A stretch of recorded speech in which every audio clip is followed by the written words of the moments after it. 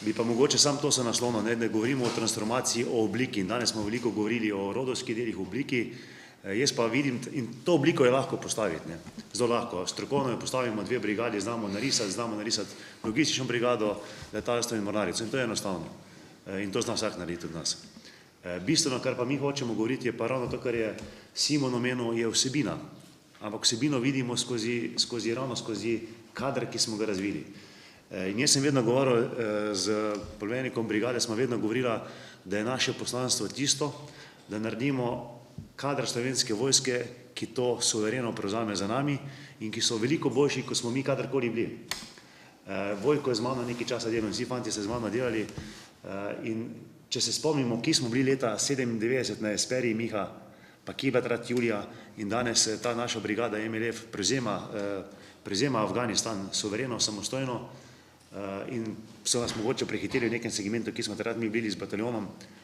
Ampak danes po tej vaji jaz mislim, da smo koncentrirali kader, da smo to mladost, ki več niste mladi, torej tudi oni niso več mladi, že imajo kar nekaj let, ampak imajo pa izkušnje, imajo vse tisto, kar mi nismo imeli in da smo dosegli ravno tudi s transformacijo, to koncentracijo mladega kadra, izkušenega kadra, pa ne več mladega, in da je to prava pot za naprej. Torej imamo kader, imamo zdaj enoto, ki lahko suvereno prevzame, mislim, da operacije vse posod in jaz mislim, da je brigada, če so prej čete, pa bataljon mogoče, pa posamezniki prišli v mednarodno ligo, jaz mislim, da danes je brigada tista, ki lahko brez problema gre v Evropsko Champion ligo in posega po najvišjih mestih v tej ligi.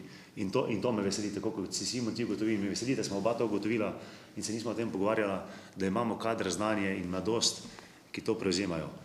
In res pohvala in res mislim, da smo opravila Miha skoraj svoje delo, da se lahko potem počasi že to zaključimo tudi.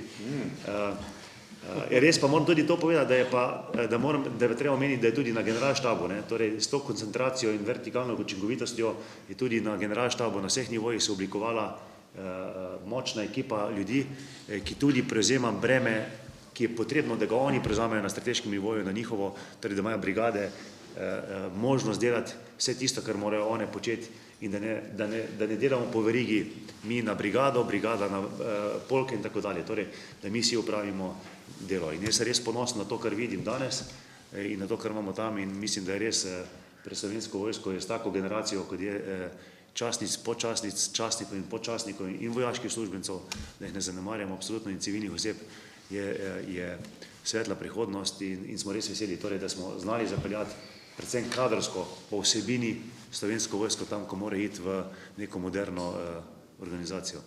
In s tem bi jaz res zaključil.